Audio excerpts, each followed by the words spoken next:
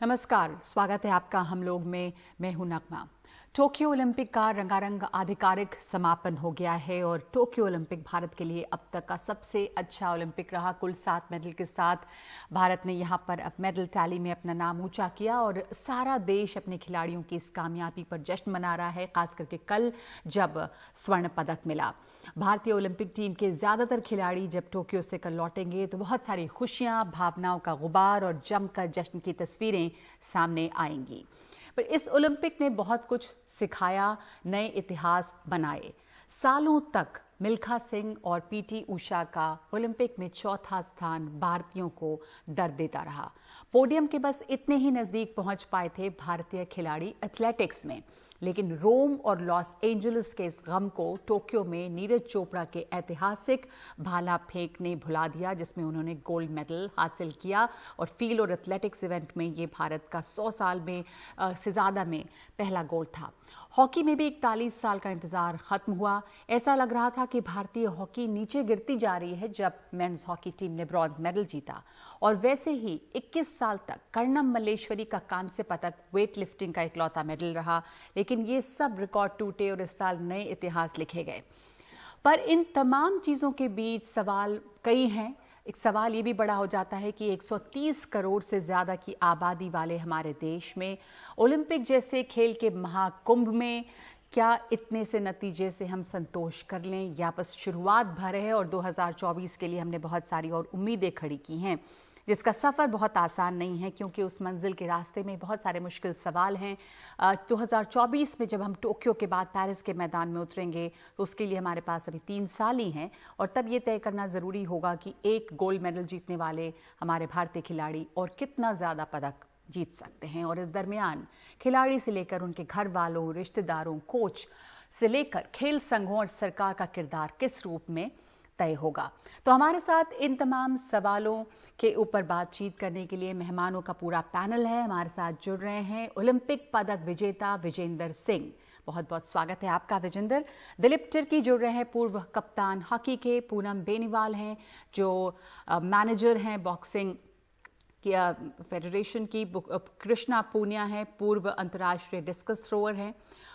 चंद्रशेखर लूथरा जुड़ रहे हैं जो खेल पत्रकार हैं। रोहतास रोहिला हैं, राहुल रोहिला के पिता। आर्य वीरेंद्र दलाल, दीपक पूनिया के कोच। शुरुआत मैं आपसे करना चाहती हूँ आर्य वीरेंद्र दलाल, आप दीपक पूनिया के कोच रहे हैं। जो सवाल हमने शुरुआत में उठाए, इतनी सारी खुशियां, इतने सारे मेडल और बहुत सारे रिकॉर्ड बने इस बार, लेकिन 7 मेडल अब भारत का सबसे अच्छा प्रदर्शन रहा है।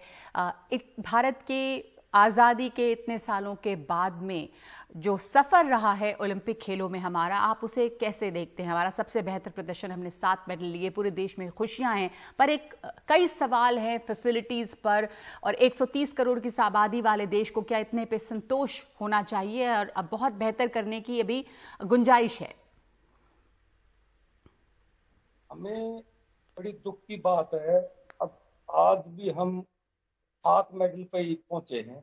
इतना बड़ा देश है, ये विचारणीय प्रश्न है कि हम यहाँ इतने टैलेंटेड बच्चे हैं, लेकिन डाटा कितना है? जो स्पोर्ट्स का डाटा है, बच्चों का ग्रास रूट लेवल पर क्या तैयारियां होती हैं, ये तो जब एक खेल आते हैं तो देखा जाता है। अब इसकी तैयारी, मेडल, ये तो मेडल के लिए तो हमें लगातार प्रयास करना पड़ता है। जैसे वहां ओलंपिक से आने से पहले यहाँ प्लानिंग तैयार, अभी जो ग्रास रूट लेवल पर उनको कैसे आगे बढ़ाना है और जो आगे बढ़े हुए हैं उनको और कैसे आगे ले जाना है। और हमारी तैयारी लास्ट में जब महीने रह जाते हैं, कुछ महीने रह जाते हैं, तो उस टाइम पे हम सोचते हैं। लेकिन ये देश की सुरक्षा के साथ भी जुड़ा हुआ प्रश्न है, ऐसी बात नहीं है। अब भी जो आप 7 मेडल, हम एक खेल को अलग विषय बना रखा है, ये राष्ट्र की सुरक्षा के साथ जुड़ा हुआ प्रश्न है। जैसे मिलिट्री की तैयारी होती है, ऐसे ये खिलाड़ियों की तैयारी होती है। उससे कितनी चीजों से बच जाता है, हॉस्पिटलों से बच जाता है, आप नशे से बच जाते हैं युवा, तो कितनी चीजों से बच जाता है। तो हमें एक मिलिट्री की तरह से सोचना चाहिए, स्पोर्ट्स को एक अलग विषय नहीं है। जी, आप ये कह रहे हैं हरेक कि बच्चा जिस तरह हमारा मिलिट्री की तैयारी होती है उस वैसी तैयारी करने की जरूरत है, और अभी भी जैसे अगला ओलंपिक आने बिल्कुल वाला है तो हाँ जी। फैसिलिटीज उतनी, तैयारियां उतनी, खिलाड़ियों को तमाम तरह की सुविधा देना, तब कहीं ज्यादा नंबर में हमारे वहां खिलाड़ी जा सकते हैं। रोहतास रोहेला हमारे साथ हैं, जो राहुल रोहेला के पिता हैं। रोहतास जी, आपसे ये समझना चाहेंगे कि जब बच्चे खेल अपने अपने पसंद के खेलों की तरफ रुचि दिखाते हैं तो शुरुआत में आप हाँ जी। लोगों को किस तरह की मुश्किल या दिक्कत आई, या ये भी कि ज्यादातर अब तक भारत में माँ बाप चाहते हैं कि बच्चे पढ़ लिख लें और खेलों में उतने नहीं जाए, पर आपका क्या आपकी रिएक्शन, आपका प्रतिक्रिया था, और कैसे आप मुश्किल कुछ आई होगी आप ऐसा लोगों जी, को शुरू में? मुश्किल क्योंकि बड़े भाई का लड़का आर्मी में फोर्स में था और उसने गेम चालू किया था, उसके देख तुम देख मेरा लड़का भर्ती हो गया और ये ज्वाइनिंग खेल में लग गया। बीच में तंगी इतनी थी, मेरा ही जी जानता, मैं जैसे खिलाया पिलाया है बस, इससे फालतू तो क्या कहूँगी मैं।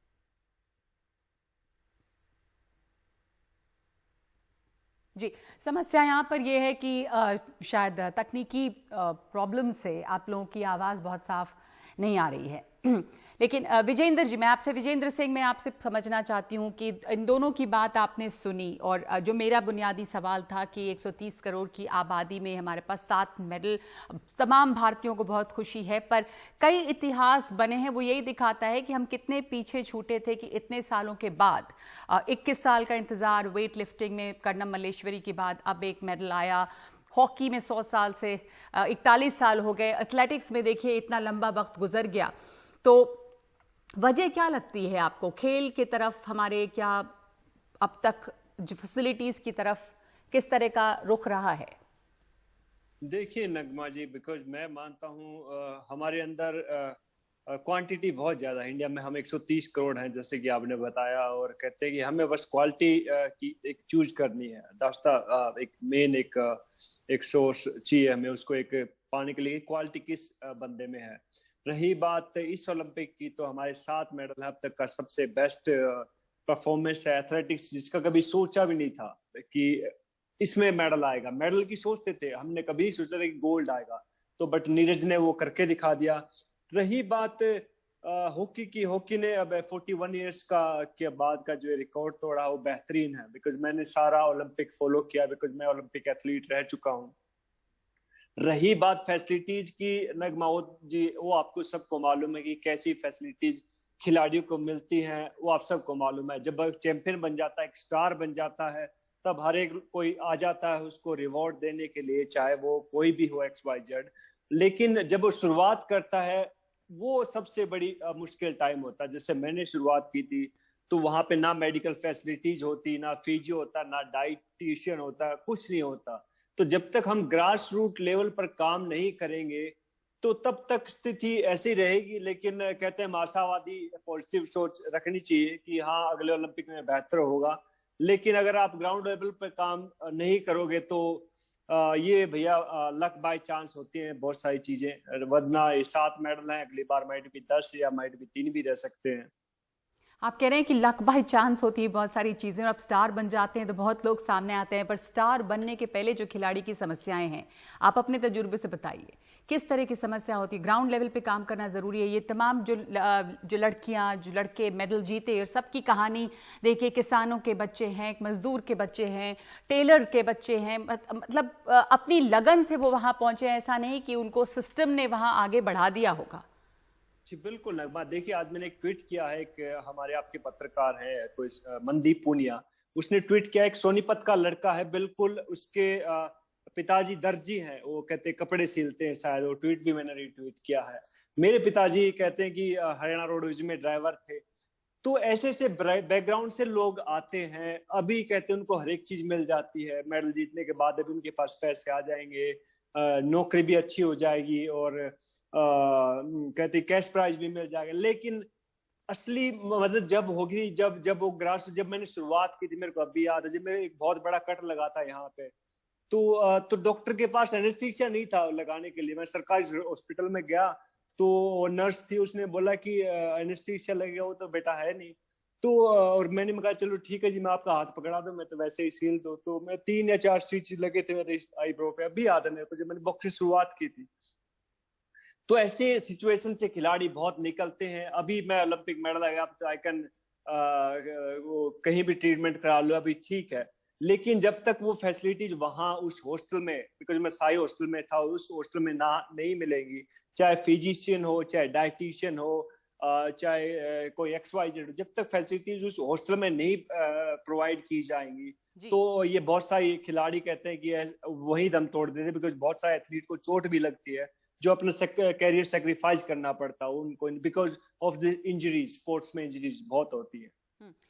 कृष्णा पूनिया पूर्व अंतर्राष्ट्रीय डिस्कस थ्रोअर हैं, आप बताएंगे कि इस बार जब आपने ओलंपिक देखा और आपको लगा कि जिस तरह की फैसिलिटीज और ट्रेनिंग आपके समय में मिल रही थी भारतीय खिलाड़ियों को, इस बार उनका प्रदर्शन जो रहा उसमें या मतलब उन लोगों को बेहतर सुविधाएं क्या अब मिल पा रही हैं? स्थिति जो खेल की है वो आप कैसे देखती हैं? नगमा जी, मैं कुछ हद तक विजेंद्र जी की बात से सहमत हूँ और रोहिला जी के फादर ने भी जो बात बताई आपको, बात ये है कि जब हम स्टार बन जाते हैं तो सब कुछ मिल जाता है, लेकिन स्टार तक का जो सफर रहता है, स्टार बनने तक का जो सफर रहता है वो मायने रखता है स्टार बनाने के लिए। नीरज चोपड़ा टैलेंटेड था, अनुशासन में था, मेहनती था और ये सारी चीजें काउंट होती गई, वो आ गया। लेकिन कितने और नीरज भी आ सकते हैं अगर फैसिलिटीज हमें दी जाए। सपोज एक एथलीट को ये नहीं पता कि उसे न्यूट्रिशन में क्या खाना चाहिए, गेम के हिसाब से कितनी उसकी डाइट होनी चाहिए, प्रोटीन कितना उसे लेना है, फूड सप्लीमेंट्स के बारे में उसे कुछ नहीं मालूम होता है, रिकवरी एक्सपर्ट की जरूरत होती है, अच्छे फिजियोज की जरूरत होती है। इंजरीज एथलीट्स को आती रहती है, अगर सही समय पे सही उसे इलाज नहीं मिलता है तो वो बड़ा रूप ले लेती है, और अगर सही उसे इलाज मिल जाए तो वो उसके करियर को अच्छा आगे तक बढ़ा सकती है। तो इसमें मैं ये कहना चाहूंगी कि हमें, जैसे हर ओलंपिक में एक चर्चा करते हैं, हर एशियन गेम और कॉमनवेल्थ में एक चर्चा करते हैं कि हमारे इतने मेडल कम क्यों, वो पेरेंट्स भी पर्सन चिन्ह लगा देते हैं जो अपने बच्चों को खेल ग्राउंड तक भेजना नहीं चाहते हैं। तो मैं तो यहाँ पर अपने उन सभी खिलाड़ियों को सलाम करती हूँ जो देश का नाम रोशन कर रहे हैं, जो बहुत कम सहूलियतें मिलने के बावजूद भी किसान परिवार से आता है। विजेंद्र ने जैसे अपनी प्रॉब्लम्स बताई, कमलप्रीत है, मैं खुद डिस्कस थ्रोअर रही हूँ, मुझे आज भी याद है कि 2002 में मुझे थ्रोइंग शूज लाकर वीरेंद्र जी ने पोलैंड से, उनकी रेलवे मीट हुई थी तो लाके दिया था, और वो शूज 1 महीने में टूट जाता है, और वो मैंने 5 साल चलाया एक मोची से टायर लगवा के। तो इस तरीके की ऐसी कहानियां पता नहीं आपको कितनी मिलेंगी। रानी रामपाल कहती है मैं हॉकी स्टिक के लिए तरसती रहती थी। वंदना कटारिया का किस्सा आपने सुना। पता नहीं, जैसे जैसे हम स्टार बन जाते हैं, उपलब्धियां आ जाती हैं, तो बहुत सारी कहानियां आ जाती हैं। लेकिन आज मकसद ये होना चाहिए कि आज 7 मेडल हैं तो उन 7 मेडल को और कैसे बढ़ाया जाए। वो तभी बढ़ सकता है जब हमें फैसिलिटीज मिले और हमारा पार्टिसिपेशन लेवल ज्यादा हो। पार्टिसिपेशन लेवल मीन्स आप इनको स्कूल में आपको इसको ऐड करना पड़ेगा, कंपलसरी करना पड़ेगा, हर बच्चा स्पोर्ट्स खेले। यूपीएससी की तैयारी करते हैं तो इतना अच्छा रिजल्ट हम देते हैं, अगर स्पोर्ट्स में इसी तरीके से बच्चे आएंगे तो पता नहीं कितना टैलेंट हमारा देश में छुपा हुआ है जो आगे नहीं आ पाता इन कारणों से। तो ला सकते हैं, बिल्कुल अभाव है, बहुत काम करने की जरूरत है। पर अफसोस कि जब हम लोग इन्हीं दिनों में सिर्फ डिबेट करते हैं और उसके बाद हम रह जाते हैं कि स्पोर्ट्स के बारे में कोई 130 करोड़ की आबादी वाले देश में अगर मेडल्स की संख्या बढ़ानी है तो स्पोर्ट्स पे ध्यान देना होगा, बुनियादी सुविधाओं पर ध्यान देना होगा। कृष्णा पूनिया ने जो सवाल उठाए हैं वो बहुत बड़े और बहुत वाजिब सवाल हैं। और पूनम बेनीवाल, आप मैनेजर हैं बॉक्सिंग में, स्पोर्ट्स अथॉरिटी ऑफ इंडिया में, और एक सवाल जो सुविधाओं पर है, खिलाड़ियों की बात उन्होंने की, चाहे वो हॉकी स्टिक के लिए तरसती रानी रामपाल हो, चाहे ये जो कि 5 साल अपने जूते चला रही हो दौड़ने के। खेल बजट तक घटा है, अब ये कोरोना महामारी का भी असर है, पर खेल संघों का बजट 245 से घट के करीब 132 करोड़ हो गया है। पहले खेल का बजट जो था 2826.92 करोड़ रुपए था, घटाकर ये 1800.15 करोड़ हो गया है। तो खेल का बजट एक ऐसे दौर में घटा है जब इतना अभी मेडल्स की संख्या बढ़ी है, सुविधाएं जो हैं, जैसा उन्होंने कहा अभी कृष्णा पूनिया ने, कि सुविधाओं की कमी के बावजूद ये लड़के और लड़कियां मेडल ला रहे हैं। देखिए नगमा जी, मैं 2000 2006 से स्पोर्ट्स अथॉरिटी ऑफ इंडिया में काम कर रही हूँ। इस दौरान मैंने इंग्लैंड से एमएससी भी की और काफी कुछ मैनेजमेंट के स्किल्स भी सीखे जो हम साई में अभी अप्लाई भी कर रहे हैं। जहां तक ओलंपिक की बात है, हमारा हमेशा प्रदर्शन जो आज तक रहा है प्रोग्रेशन में रहा है। आप 2008 2012, 2016, 2021 में भी we have been in progression और आज के दिन हमारा बेस्ट परफॉर्मेंस रहा है। जो कृष्णा जी ने बात कही, विजेंद्र जी ने बात कही, ग्रास रूट लेवल पे काम करने की आवश्यकता है और स्पोर्ट्स अथॉरिटी ऑफ इंडिया का जहां तक सवाल है, they are doing their level best. अभी 3 ब्रैकेट्स में स्पोर्ट्स अथॉरिटी ऑफ इंडिया काम कर रही है, ग्रास रूट डेवलपमेंट स्टेज और फिर हाई परफॉर्मेंस स्टेज। अब जैसे हाई परफॉर्मेंस स्टेज के लिए एलीट कैंप्स लगते हैं, फिर डेवलपमेंटल के लिए we have good national centre of excellence. ये जो आफ्टर रियो ओलंपिक्स इन्होंने जो नेशनल सेंटर ऑफ एक्सीलेंस की प्लानिंग की है, ये काबिले तारीफ है। और टॉप स्कीम जो हाई परफॉर्मेंस लेवल पे वो बच्चों को सपोर्ट कर रहे हैं, जो ओलंपिक क्वालिफाइड एथलीट्स हैं, नीरज चोपड़ा ने उसको अप्रिशिएट किया है। आप जितने भी there are around 130 more than 130 athletes जो क्वालिफाइड हैं, उनको सबको टॉप स्कीम ने हेल्प किया है। ये बात है हाई परफॉर्मेंस की और जिससे हमारे रिजल्ट्स में सुधार भी आया है। जहां तक ग्रास रूट्स लेवल की बात है, साई एसटीसी सेंटर्स हैं जहाँ के जैसे विजेंद्र भी प्रोडक्ट हैं, अखिल है वो भी वहां के प्रोडक्ट है, इवन हम लोग भी इंटरनेशनल लेवल पे पहुंचे, एसटीसी हिसाब के प्रोडक्ट हैं। तो साई जो है ग्रास रूट लेवल पे काम कर रही है। और लवलीना जो आज के दिन है, अगर आप उसका प्रोग्रेशन जो उसका पूरा डिटेल निकाल के देखें, she has been the product of STC Guwahati. वहां पे उनको ग्रूम किया गया, फिर वो जूनियर नेशनल कैंप्स में रही, उसके बाद फिर वो यूथ नेशनल कैंप में रही, फिर एलीट नेशनल कैंप्स में, फिर वो टॉप स्कीम की बॉक्सर बनी और जो एज एंड व्हेन रिक्वायर्ड सब फैसिलिटीज प्रोवाइड की गई। कृष्णा जी ने बिल्कुल ठीक एक बात कही कि we have got latent talent, हमारे पास छिपा हुआ टैलेंट है, उसको निकालने की जरूरत है। और उसके लिए अभी जो खेलो इंडिया के थ्रू जो टीआईडीसी मेंबर हैं, टीएससी मेंबर्स हैं, they are trying their level best. तो slow and study wins the race. प्रतिक्रिया में चाहूंगी विजेंद्र से और उसके बाद चंद्रशेखर लूथरा से। इसके पहले कि हम ब्रेक लें, विजेंद्र, आपने सुना कि किस तरह की सुविधाएं अब मिल रही हैं और साई जो है वो ग्रास रूट लेवल पे कैसे काम कर रहा है और क्या सुविधाएं बढ़ी हैं? ठीक है, अच्छी बात है, कहते कि अच्छा काम करें दैट सेड। लेकिन मेरा एक सवाल है, बिकॉज अभी मैंने कल परसों ट्वीट भी किया था कि एक तरफ तो आप स्पोर्ट्स का बजट काट देते हैं, आपका जो बजट था कहते कितना 2.5 या 3 हजार करोड़ का बजट था, उसका कट कर दिया जाता है। फिर दूसरी तरफ आप कहते कि हमने ये कर दिया वो कर दिया। एक स्पोर्ट्स का कहते कि जब तक भला नहीं होता, जब तक किसी लोअर जो स्पोर्ट्स पर्सन होता है लोअर मिडिल क्लास फैमिली से बिलोंग करता है, ये नहीं कि सुपर रिच कोई भी लड़का कहते कि स्पोर्ट्स करता है, उसके लिए उसको कहते हैं अपने परिवार की रोजी रोटी चल जाए, इसलिए वो कहते हैं स्पोर्ट्स करता है। तो बहुत सारी चीजें हैं। बिकॉज देखिए, मैं पूनम को अच्छी तरह जानता हूँ, बिकॉज ये खुद एक जॉब में है और ये अपनी कहते हैं कि उस जॉब के अगेंस्ट में कुछ बोल नहीं सकते। लेकिन मैं कहते फ्री बर्ड हो चुका हूँ भैया। कहते मैं पुलिस में था तो पुलिस में कहते कि मैं कुछ नहीं बोल सकता था बिकॉज मैं रूल में था, राइट। लेकिन अभी मैं रूल से बाहर हूँ, तो आई कैन से अगर रही बात इस चीज की कि भैया साई बहुत अच्छा काम करी है, जी बेहतरीन है, बहुत अच्छा, बिकॉज ऑफ साई कहते हैं मैं यहाँ बैठा हूँ। Thank you so much Sai का बहुत बहुत शुक्रिया। लेकिन अभी बहुत सारा काम करना बाकी है। अभी बहुत सारे विजेंद्र, बहुत सारी मैरी कॉम, बहुत सारी नीरज चोपड़ा बनाने बाकी हैं।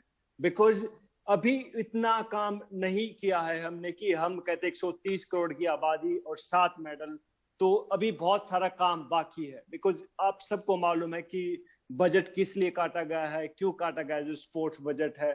रही बात हमारे जो नई कोचेज हैं, हमारे जो हरियाणा की मैं बात करूंगा, ग्रुप डी के 2000 खिलाड़ियों को कहते हैं कि निकाल दिया जाता है, वो बेचारे दर दर की ठोकरें खा रहे हैं। बहुत सारी और भी लंबा चिट्ठा नगमा जी, देखिए छोड़िए इसके बारे में बात करके, लेकिन हम बात ओलंपिक की करते हैं। बहुत अच्छी परफॉर्मेंस है एथलीट्स की, बहुत बेहतरीन है, और मैं मेरी शुभकामनाएं उनके लिए हमेशा उनके साथ है कि वो बहुत बेहतरीन करें।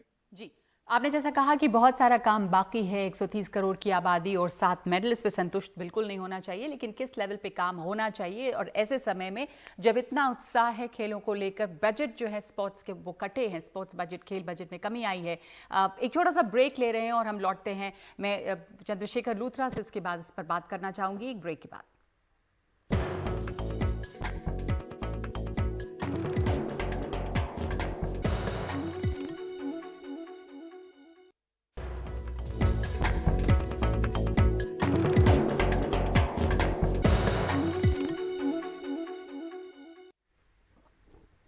हम चर्चा कर रहे हैं भारत के शानदार प्रदर्शन की इस बार के ओलंपिक में, जिसमें हमने 7 मेडल जीता है और इस अब तक का सबसे अच्छा प्रदर्शन रहा है। इसमें 1 गोल्ड मेडल शामिल है, जो फील्ड और एथलेटिक्स में सैकड़ों साल के बाद वाकई आया है। लेकिन सवाल ये है कि 2024 के लिए कितनी उम्मीदें जगा गए ये पदक। हमारे साथ मौजूद हैं इस समय दिलीप तिर्की, पूर्व कप्तान बॉक्सिंग, हमारे साथ चंद्रशेखर लूथरा हैं, खेल पत्रकार, जिनसे अब तक हमने बात नहीं की, और बाकी मेहमान भी हमारे साथ हैं। चंद्रशेखर जी, आप लंबे समय से इस खेलों को देख रहे हैं, सुविधाएं जो मिलती हैं देख रहे हैं। 7 मेडल जो हमारा अब तक का सबसे अच्छा प्रदर्शन रहा है इतनी बड़ी आबादी के बाद। बहुत खुशियां हैं पर बहुत सवाल भी हैं।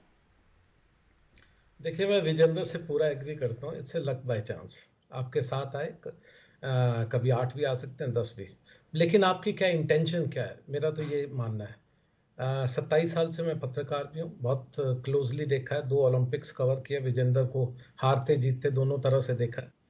देखिए, आपकी इंटेंशंस क्या है, ये इंटेंशंस आपकी डिपेंड करता है कि आप कैसी सुविधाएं दे रहे हैं। आपने पहले बात की 230 करोड़ का बजट तो इसी साल में कट किया है, और अगर पिछले साल का एक्चुअल बजट देखें तो उसमें 700 करोड़ 800 करोड़ की कमी की गई है। मैं आपको एक ओलंपिक ईयर में, मुझे याद नहीं है पिछले 5 ओलंपिक 6 ओलंपिक जब मैंने अपने एज ए जर्नलिस्ट देखे हैं, किसी ओलंपिक ईयर में या किसी एशियन गेम्स ईयर में कोई बजट कम हुआ। इनफैक्ट बढ़ता है, 50-60 करोड़ बढ़ जाते हैं, क्योंकि एक्सपोजर ज़्यादा देना पड़ता है। बाकी मैं ये भी मानता हूँ कि जितना भी हो हल्ला हो रहा है, जितना भी आप चाहे कई फोनों पे बात करें, कितना भी शोर मचाएं, ये सब पॉलिटिकल गिमिक है। छोटे छोटे स्पोर्ट्स आपको ज़्यादा वोट नहीं दिलाते, लेकिन स्पोर्ट्स आपके सेंटिमेंट्स को अफेक्ट करते हैं, काम व्यक्ति के। तो गरीब व्यक्ति को लगता है अरे मेरा बच्चा भी खेल सकता है। उसको ये नहीं पता चलता कि उसका बच्चा जब खेलना जाएगा तो सिर्फ खेलेगा नहीं, उसको ना तो स्पोर्ट्स मेडिसिन मिलेगी, ना उसको स्पोर्ट्स डाइट मिलेगी, ना उसको स्पोर्ट्स के जो साइकोलॉजी, जो स्पोर्ट्स साइकोलॉजी एक बहुत इंपॉर्टेंट सब्जेक्ट है। स्पोर्ट्स इन सबको मिलाकर किया जाता है। स्पोर्ट्स अथॉरिटी ऑफ इंडिया की बात बहुत करते हैं, मैंने भी NIS किया, मैंने बहुत क्लोजली देखा है कैसे वहाँ पर बाबू लोग रन करते हैं। ये सबसे एक जो कहते हैं ना, एक सफ़ेद हाथी है, सरकार ने पाला हुआ है। राजीव गांधी साहब के टाइम में शुरू हुआ था, NIS से इसका नाम चेंज किया गया था। सबसे पहले इसको खत्म करना चाहिए, क्योंकि जो बाबू लोग इसको चला रहे हैं उनको ABCD नहीं मालूम। हमारे जो मंत्री जो बदलना चाहिए जिस तरह से चलाया जाता है, क्योंकि खेल संघों की जरूरत तो जरूर होगी। देखिए, आपको प्रोफेशनल्स लाने पड़ेंगे, आपको टेक्निकल लोग लाने पड़ेंगे। ये बाबू लोग लाल फीता शाही से क्या बताएंगे आपको? ये आपको बताएंगे कि नीरज चोपड़ा, जिसके नाम पर आज बहुत बड़ी हमारे सभी मंत्री और बड़े लोग हमारी बात कर रहे हैं, 1.5 महीना पहले 15 जून को उनके कोच रो रहे थे कि इसको डाइट अच्छी नहीं मिल रही है, इसको एक्सपोजर ट्रिप पे प्लीज बाहर भेजा जाए। तो JSW के जो कि एक कॉर्पोरेट संस्थान है, उनकी वजह से ये बाहर गए और ये ओलंपिक आपको आज पदक दिख रहा है। उससे पहले उनके कोच, वो एक कमाल के कोच है, वो अकेले कोच है इनके जर्मन, जिन्होंने 100 मीटर का भाला फेंका है। बाकी सब तो 90 तक रह जाते हैं, 90 से ऊपर नहीं जाते। ऐसे कोच रो रहे थे कि मुझे ब्लैकमेल किया जा रहा है कि यहाँ पर साइन करो, नहीं तो पिछले पैसे नहीं देंगे। तो क्या, मैं बड़ा सिंपल कहता हूँ, देखिए ये जो मौका है ना, ये हिस्टोरिक टाइम होता है। अभी पूरी 130 करोड़ जनता बहुत इमोशनल हो रखी है। हम लोग प्रोग्राम कर रहे हैं, विजेंद्र और तिर्की साहब सब सामने बैठे हुए हैं। ये टाइम है जब एक बड़ी घोषणा की जाए, जब ये बताया जाए ये स्पोर्ट्स अथॉरिटी की जरूरत नहीं है, ये एक टास्क फोर्स बना रहे हैं, इसमें ये टेक्निकल लोग होंगे, इसमें विजेंद्र होगा, जो सवाल होगा। जी, आपके पास लौटूंगी लूथरा साहब। दिलीप तिर्की, आप इसमें जोड़ना चाहेंगे? बदलाव क्या कुछ है, हुआ है? दिलीप तिर्की हमारे साथ नहीं है इस समय, लेकिन बाकी जो हमारे साथ मेहमान हैं उनसे, कृष्णा पुनिया ने भी ये बात जो है वो कही है कि बहुत सारी सुविधाओं की कमी है, और यही कह रहे हैं लूथरा साहब भी कि ये बिल्कुल लक बाय चांस की बात है। इस साल बजट काटना, ओलंपिक ईयर, इसको कैसे देखती हैं आप पूनम बेनीवाल? और कोच नीरज चोपड़ा के कुछ दिनों पहले तक इस बात के लिए रो रहे थे कि डाइट और फैसिलिटीज, तो इसको कैसे समझा जाए? बदलाव की जरूरत है। देखिए, जहां तक फैसिलिटीज का सवाल है, मैं टॉप स्कीम में as a high performance manager भी काम कर रही हूँ। टॉप स्कीम है टारगेट ओलंपिक पोडियम स्कीम। अगर आप डाटा निकाल लीजिए, you just go to SAI head office, you will get to know कि भी कितना फैसिलिटीज किस बच्चे को दिया है। They have prepared a data कि इस बच्चे को हमने इस मैनर में सपोर्ट किया। नीरज चोपड़ा को इंजरी हुआ, उसको इंजरी में सपोर्ट किया है। मैरी कॉम को घर में फैसिलिटी की जरूरत है, उसको वहां सपोर्ट किया। अमित पंघाल को घर पे स्ट्रेंथनिंग का सामान चाहिए कोविड के दौरान, तब सपोर्ट किया है। There are many athletes wrestling में किसी को मैट की बिल्कुल, जरूरत पर है, ये जो मैट सवाल प्रोवाइड एक करवा है, ये दिया। बहुत आपको अजीब नहीं लगता कि ओलंपिक ईयर में जो बजट स्पोर्ट्स का काटा गया वो आपको लगता है कि ये सही था? देखिए, जहां तक फैसिलिटीज की सवाल है, मैं इसी चीज पर जवाब दे रही हूँ। टॉप्स के जो एथलीट्स है क्वालिफाइड, जो ओलंपिक गेम्स के लिए क्वालिफाइड एथलीट्स है, उनको हर एक रिक्वायर्ड फैसिलिटी प्रोवाइड की गई है टॉप स्कीम की तरफ से। तो मुझे नहीं पर लगता फिर कहीं जैसे कमी छोड़ी अभी गई है। अभी जैसे कि लूथरा साहब बता रहे थे, चंद्रशेखर लूथरा खेल पत्रकार, इतने लंबे समय से खेलों को देख रहे हैं, कोच की बात उन्होंने की, वो क्या गलत है? नीरज चोपड़ा देखिए, के कोच की बात। जहां तक स्पोर्ट्स कोचिंग और स्पोर्ट्स मैनेजमेंट से रिलेटेड सवाल है, मैं उनका जवाब देने के लिए यहाँ हूँ। Reason being that I am working as a sports coach and high performance manager. जहां तक एडमिनिस्ट्रेटिव सवाल के क्वेश्चंस के आंसर्स है, you can get from SAI head office. And as far as progression is concern, मैं अपने colleagues को ये बताना चाहूंगी, slow and study wins the race. Literally, हम खाली एक स्पोर्ट्स अथॉरिटी ऑफ इंडिया खेल को चेंज नहीं कर सकता, खाली एक एनआईएस चेंज नहीं कर सकता। We need a sports culture. तो यू नो, वी शायद वांट इस समय जरूरत है एक बड़े ऐलान की, जैसा चंद्रशेखर लूथरा कह रहे थे, कि बड़े बदलाव की, कि किस तरह हम 2024 के लिए उतरेंगे। क्योंकि जब खेलों में मेडल आते हैं तो इतने ज्यादा ये राष्ट्रीयता की भावना जगाते हैं और सब लोग इस समय खुशी से नाच रहे हैं और इतनी, लेकिन उसके पीछे अब कितनी मदद दी जाती है, तमाम जो सुविधाएं हैं या कमियां हैं सुविधाओं की, उसके बावजूद ये मेडल आ रहे हैं। एक छोटा सा ब्रेक लेते हैं और लौटूंगी फिर।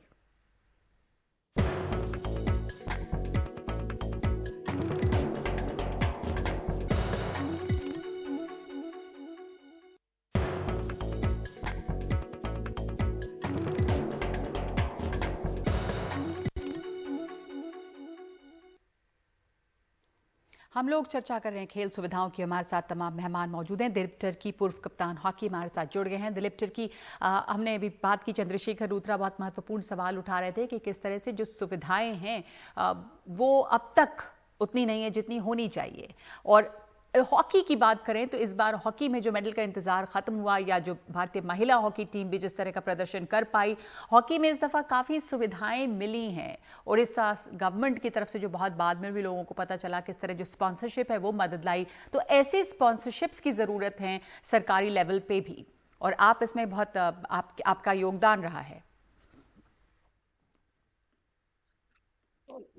सबसे पहले तो मैं कांग्रेस देना चाहूंगा जितने भी हमारे स्टार हैं जो कि इतिहास रचे हैं। हम हॉकी में athletics 7 medal Indian Olympics games में पहली दफा ऐसा हुआ कि 7 मेडल्स लाए। सो सबको मुबारक देना चाहूंगा, ये हमारे रियली गर्व की बात है। इस सच बात है, जब तक स्पॉन्सर नहीं होगी टीम के लिए किस तरीके डेवलप करेंगे। और स्पॉन्सर देखिए, जब अचीव करते हैं तो स्पॉन्सर मिलता है।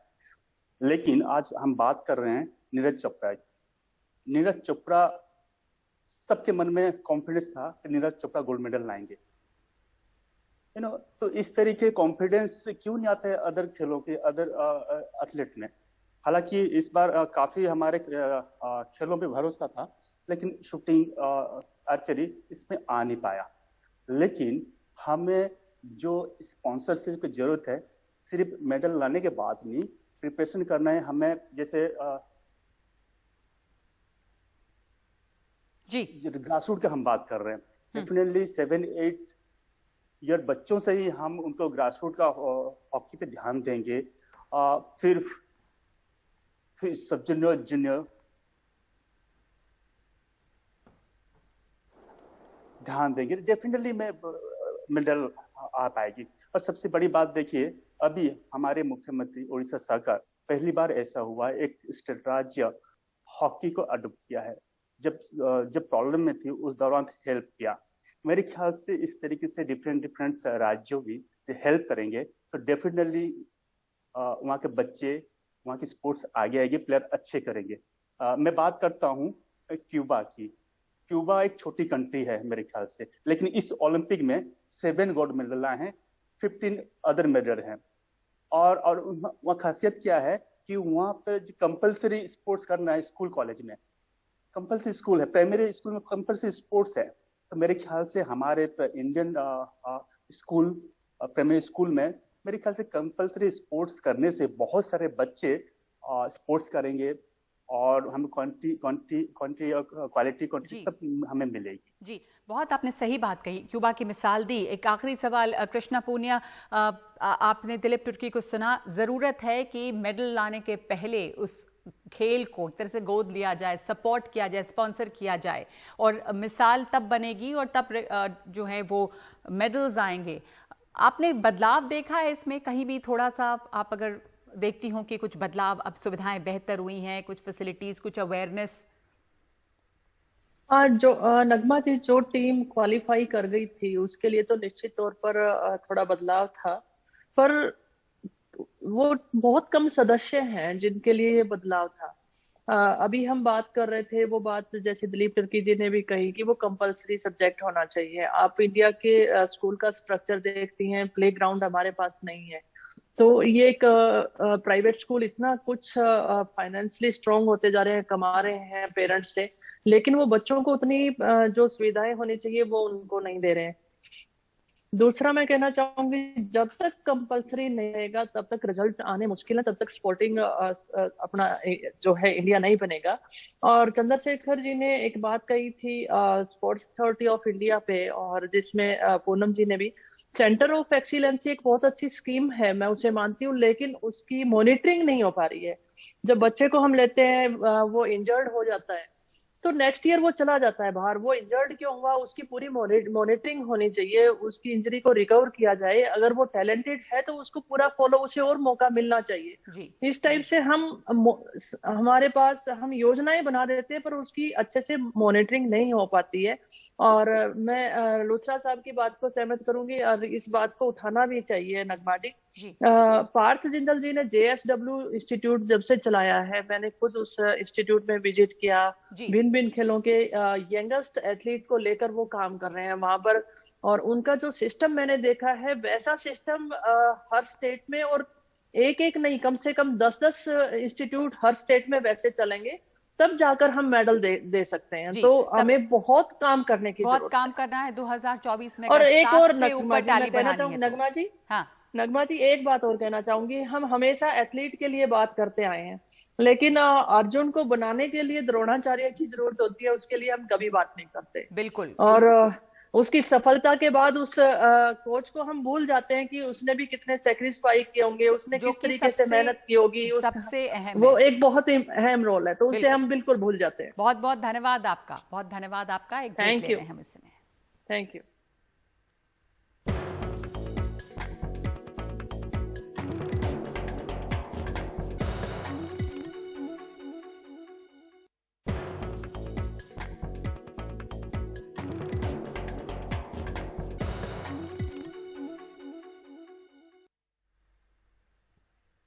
टोक्यो ओलंपिक भारत के लिए एक शानदार ओलंपिक रहा है। इसमें भारत ने अपना अब तक का सबसे अच्छा प्रदर्शन किया है किसी भी ओलंपिक में, कुल 7 मेडल के साथ। और ये जो तस्वीरें आप देख रहे हैं वो गोल्ड मेडल जीतने के बाद नीरज चोपड़ा जब ओलंपिक भारतीय कॉन्टिंजेंट से मिलने के लिए गए तो लोगों ने उनके लिए तालियां बजाई, गले मिलकर उन्हें बधाई दी।